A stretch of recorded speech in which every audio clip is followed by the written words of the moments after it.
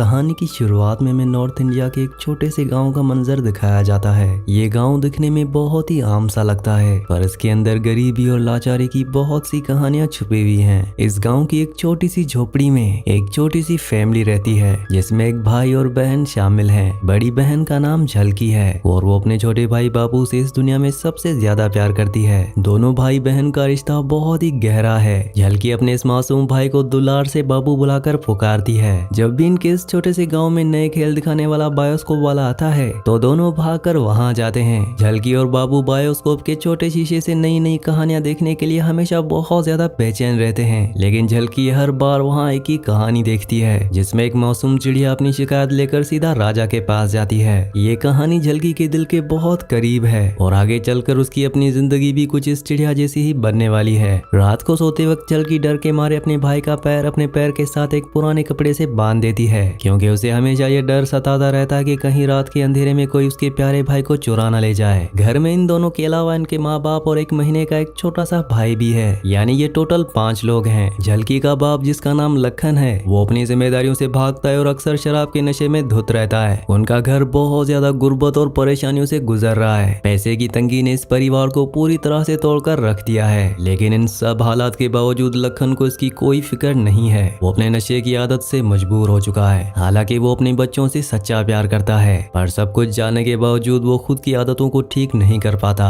अब इस गांव की शांत जिंदगी में कहानी के सबसे घटिया और बुरे कैरेक्टर्स की अचानक से एंट्री होती है। इस आदमी का नाम तेजपाल है और गांव के अनपढ़ और मासूम लोग इस आदमी की काफी ज्यादा इज्जत करते हैं। जब भी तेजपाल गाँव में आता है तो बच्चे उसे घेर लेते हैं, क्योंकि वो बच्चों के लिए ढेर सारी टॉफीज और मिठाइयाँ लाता है। पर इन मीठी टॉफीज और प्यार पाने के पीछे तेजपाल का असली इरादा बहुत ही डरावना और पूरी तरह से घटिया होता है। इस आदमी पर कभी किसी गांव वाले ने शक नहीं किया, पर झलकी जानती थी कि तेजपाल एक बहुत ही गिरा हुआ इंसान है। तेजपाल इन गांव वालों की गुर्बत का फायदा उठाता है और गांव के बच्चों को शहर ले जाकर देता है, जिसके बाद इन बच्चों को चाइल्ड लेबर यानी मजदूरी की उस भयानक नरक में हमेशा के लिए धकेल दिया जाता है। तेजपाल बहुत शातिर है। वो पहले भोले भाले माँ बाप का भरोसा जीतता है और उनकी मजबूरी का फायदा उठाता है। पैसे की तंगी की वजह से घर वाले इस उम्मीद में अपने बच्चे भेज देते हैं कि वो वहाँ से पैसे कमाएंगे। कुछ बच्चों को गांव से शहर गए हुए पूरा 1 साल या उससे भी ज्यादा का लंबा वक्त गुजर चुका है। जब उन बच्चों के परेशान माँ बाप तेजपाल से पूछते हैं तो वो उन्हें हमेशा झूठी उम्मीद और नया लालच दे देता है। वो किसी फैमिली को एक रेडियो तो किसी को टॉर्च थमा देता है और झूठ बोलता है कि ये तोहफा उनके बच्चों ने खुद भेजा है। ये छोटी सी चीजें देखकर गरीब माँ बाप खुश हो जाते हैं और बेफिक्र हो जाते हैं कि उनके बच्चे शहर में बिल्कुल ठीक होंगे। आज तेजपाल फिर से अपने उसी गंदे मकसद से गाँव आया था, ताकि वो नए बच्चों को जमा करके शहर के मार्केट में सकें। तेजपाल एक लालची इंसान है जो अच्छी तरह से जानता है कि उसके पास जितने ज्यादा बच्चे होंगे उसका मुनाफा उतना ही ज्यादा होगा। जब भी वो आदमी इस गांव में कदम रखता है तो झलकी अपने भाई को बचाने के लिए पूरी तरह से अलर्ट हो जाती है। झलकी अपने डर की वजह से बायोस्कोप वाले की वाइफ के पास जाती है और उसे किसी जादू टोने का या मंत्र का सवाल करती। दरअसल उसे लगता है कि किसी मंत्र या जादू से तेजपाल उनके घर के आसपास नहीं आएगा और उसका भाई सेफ रहेगा। लेकिन बायोस्कोप वाला इन भूत प्रेत और अंधविश्वास की बातों के बिल्कुल खिलाफ होता है और वो अपनी वाइफ से इस बात पर नाराज होता है। उसका मानना होता है कि मासूम बच्चों के दिमाग में ऐसी बातें डालने से उनके दिमाग पर बहुत ही नेगेटिव असर पड़ता है। अब इसके बाद में झलकी के घर की हालत दिखाई जाती है, जहाँ पकाने के लिए तेल और नमक तक पूरी तरह खत्म है। लेकिन इन सभी टेंशन से आजाद लखन अपनी ही धुन में तैयार होकर फिर से शराब पीने निकल जाता है। झलकी तेजपाल को रास्ते में ही रोक लेती है और पूरी हिम्मत दिखाते हुए उसे धमकी देती है कि मेरे घर के आसपास मत आना। अब रात के अंधेरे में तेजपाल और लखन आपस में मिलते हैं। इन दोनों ने बहुत सारी शराब पी रखी होती है। तेजपाल मौके का फायदा उठाते हुए लखन से कहता है कि वो अपने बेटे को कमाने के लिए उसके साथ शहर क्यों नहीं भेज देता। लखन उसके आगे हाथ जोड़ता है और इनकार करता है। तब तेजपाल गंदे इरादे से एक बहुत ही घटिया बात कहता है। तेजपाल कहता है कि उस डायन झलकी को घर से निकाल या फिर उसे किसी कोठे पर बिठा दे ताकि तू अमीर हो जाए। अपनी बेटी के लिए ऐसी घटिया बातें सुनकर लखन अपना आपा खो बैठता है और गुस्से में पागल हो जाता है। वो तेजपाल पर टूट पड़ता है और दोनों के बीच रात के अंधेरे में मारपीट शुरू हो जाती है। धक्का लगने पर लखन सामने जलती हुई आग पर जा गिरता है, जिससे आग की लपटों में उसकी पीठ का पिछला हिस्सा जल जाता है। ये देखकर गांव के लोग भाग कर आते हैं और आग बुझाना शुरू करते हैं। उसकी वाइफ भी घबराती हुई वहां पहुंचती है और डॉक्टर को फौरन बुलाया जाता है। गांव का डॉक्टर हालत देखकर कहता है कि इसे इलाज के लिए शहर ले जाओ, जिसमें कम से कम 5 से 10 हजार रुपए का खर्चा आएगा। उसकी बीवी ये हालत देखकर इमोशनल हो जाती है, क्योंकि इनके घर में खाने को अनाज भी नहीं है, तो उतने सारे पैसों का इंतजाम कैसे होगा। इस अचानक आई हुई मुसीबत ने उस औरत पर दुखों का एक बहुत बड़ा पहाड़ तोड़ दिया होता है। रात को एक बुरे सपने की वजह से झलकी की अचानक नींद खुलती है। तब वो देखती है कि उसके पैर का बंधा कपड़ा खुला है। उसका छोटा भाई बाबू उसके पास बिस्तर पर नहीं होता। वो समझ जाती है कि जरूर कुछ गलत हुआ है। वो जल्दी से नदी की तरफ भागती है। नदी के पास तेजपाल उसके भाई को नाव में बिठाकर और बाकी बच्चों के साथ शहर ले जाने की तैयारी कर रहा होता है। दरअसल झलकी की मां ने अपने पति के इलाज की मजबूरी में आकर अपने मासूम बेटे बाबू को तेजपाल के हवाले कर दिया होता है। झलकी अपने भाई को बचाने के लिए बिना सोचे समझे सीधा उस नाव में कूद जाती है, लेकिन तेजपाल के आदमी उस बच्ची को उठाते हैं और नदी के पानी में फेंक देते हैं। हालांकि तेजपाल घबरा जाता है और उसे वापस नाव में ले लेता है ताकि वो बच्ची डूबकर मर ना जाए और पुलिस का केस ना बने। अब सफर शुरू होता है और एक बस के अंदर झलकी डर के मारे अपने भाई को अपने सीने से कस के लगाए रखती है। शहर के एक बड़े चौराहे पर तेजपाल इन सभी बच्चों को लाया है। यहाँ बहुत सारे खरीदार बच्चों का सौदा करने आए हैं। ये सभी लोग इन बच्चों को फैक्ट्री और दुकानों में चाइल्ड लेबर करवाने के लिए खरीद रहे हैं और तेजपाल इन सब के पैसे ले रहा है। आखिर में सभी बच्चे बिक जाते हैं और सिर्फ झलकी और बाबू बचते हैं। झलकी किसी भी हाल में अपने भाई से अलग होने को तैयार नहीं होती, जिसके बाद तेजपाल अपना शातिर दिमाग चलाता है और झलकी को कुछ पैसे देकर सामने की दुकान से जलेबी लाने के बहाने भेज देता है। जब झलकी जलेबी लेकर वापस मुड़ती है तो उसका भाई वहाँ नहीं होता और तेजपाल समेत सभी लोग वहाँ से जा चुके होते हैं। तभी तीन अजनबी और खतरनाक आदमी उसकी तरफ आते हैं। यहाँ हमें समझ आता है कि तेजपाल ने झलकी को भी दिया है। झलकी समझ जाती है कि अगर भाई को ढूंढना है तो पहले खुद को बचाना होगा और वो वहां से अपनी जान बचाकर भागने लगती है। भागते भागते वो किसी तरह एक चलती बस पर लटक जाती है और वो तीनों आदमी पीछे छूट जाते हैं, जिससे वो बच जाती है। अब इसके बाद रात होती है और झलकी पूरी तरह अकेली अनजान शहर की सड़कों पर अपने भाई की तलाश में भटकती रहती है। वो एक रिपेयर वाले चाचा और एक रिक्शा वाले से पूछती है, लेकिन इस बड़े शहर में कोई भी उस गरीब बच्ची की मदद नहीं करता। अगले दिन हम कच्चे मकान में मासूम बाबू को देखते हैं। रात के वक्त बाबू को बहुत तेज भूख लगती है। वो खाने की तलाश में उठता है पर गलती से उसके हाथ से खाली बर्तन गिर जाता है। इस बर्तन के गिरने की तेज आवाज सुनकर वहाँ एक खतरनाक आदमी अंदर आता है और गुस्से में बाबू को देखता है। वो आदमी बाबू को जोर से दो मारता है और धमकी देता है कि अगर वो रोया तो वो उसे और बुरी तरह मारेगा। बाबू इतना डर जाता है कि वो खुलकर रो भी नहीं पाता और वो भूखा प्यासा चुपचाप सो जाता है। अगली सुबह झलकी वापस उसी जलेबी वाले के पास आती है। उसे लगता है कि शायद इस दुकानदार को तेजपाल के बारे में कुछ पता हो, लेकिन जब वो मना कर देता है तो झलकी एक नाटक रचती है। वो शोर मचाती है कि उसकी जलेबी में एक कॉकरोच निकला है। वो अपनी तबीयत खराब होने की एक्टिंग करती है, जिससे आसपास के लोग भड़क जाते हैं और दुकानदार पर चिल्लाते हैं कि इस बच्ची को हॉस्पिटल लेकर जाओ। वो आदमी मजबूर होकर और डर के मारे झलकी को अपनी गाड़ी में बिठाकर हॉस्पिटल के रास्ते पर ले जाने लगता है। रास्ते में झलकी अचानक अपनी आंखें खोलती है और उस आदमी से डिस्ट्रिक्ट कलेक्टर के बारे में पूछती है। वो आदमी झलकी से पीछा छुड़ाने के लिए उसे कलेक्टर के आलीशान घर के बाहर छोड़ देता है और बिना पैसे दिए फरार हो जाता है। वहीं पास खड़ा एक बूढ़ा रिक्शा वाला जिसका नाम रहीम है, वो उस लड़की पर तरस खाकर अपनी जेब से कुछ छोटे पैसे उसे दे देता है। कलेक्टर के घर का गार्ड झलकी को वहाँ से भगा देता है, पर अचानक कलेक्टर की गाड़ी आती है और वो झलकी को अंदर बुला लेता है। झलकी उसे पूरी सच्चाई और उसे सारी बात बताती है और अपने भाई को ढूंढने के लिए इंसाफ मांगती है, लेकिन कलेक्टर संजय इस गरीब लड़की की बातों को बिल्कुल भी सीरियस नहीं लेता और उसे अपने घर से बाहर निकाल देता है। इस बात से झलकी की उम्मीद टूट जाती है और वो वापस भटकने लगती है।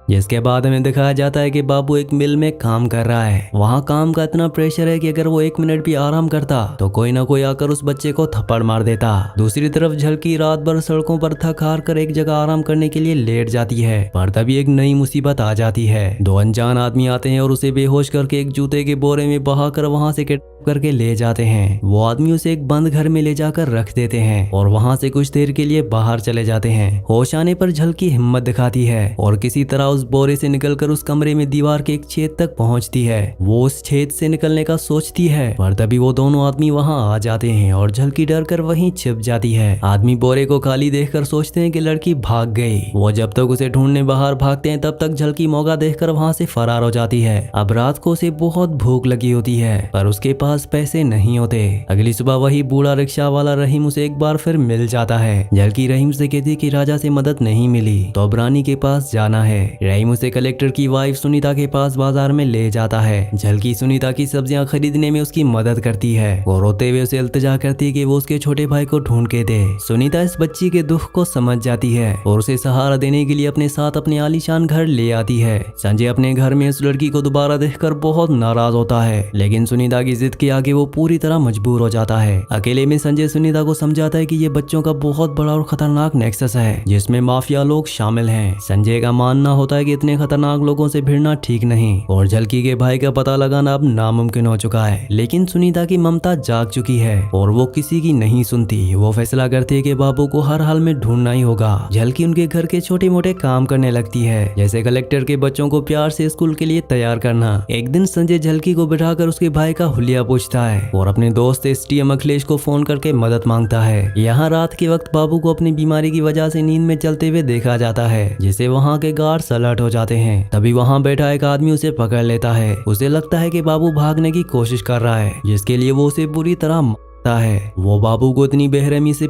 है ताकि मासूम बच्चे के दिल में डर बैठ जाए और वो दोबारा ऐसी हरकत ना करे। दूसरी तरफ गांव में लखन ईंट भट्टे पर अपनी पत्नी पर चिल्लाता है। वो कहता है कि आखिर ऐसी क्या मजबूरी थी जो तूने दोनों बच्चे बेच दिए। उसकी बीवी छोटी बच्ची को पकड़कर चुपचाप सुनती रहती है, क्योंकि उसने अपने पति की जान बचाने के लिए ये सब किया था। दोनों हस्बैंड वाइफ को अपनी गलती का एहसास होता है और वो अपने खोए हुए बच्चों को याद करके फूट फूट कर रोने लगते हैं। अगली सुबह हम बाबू को फैक्ट्री में काम करते हुए देखते हैं। उसके हाथों पर चोट के निशान बिल्कुल ताजे होते हैं और वो बहुत लाचार होता है। एक बार फिर से वो जालिम तेजपाल उसी गांव में आता है ताकि नए बच्चों को पैसों के लिए लालच में वहां से ले जा सके। लखन उसे देखते ही आग बबूला हो जाता है और गुस्से में एक बार फिर से तेजपाल से बुरी तरह मारपीट शुरू कर देता है।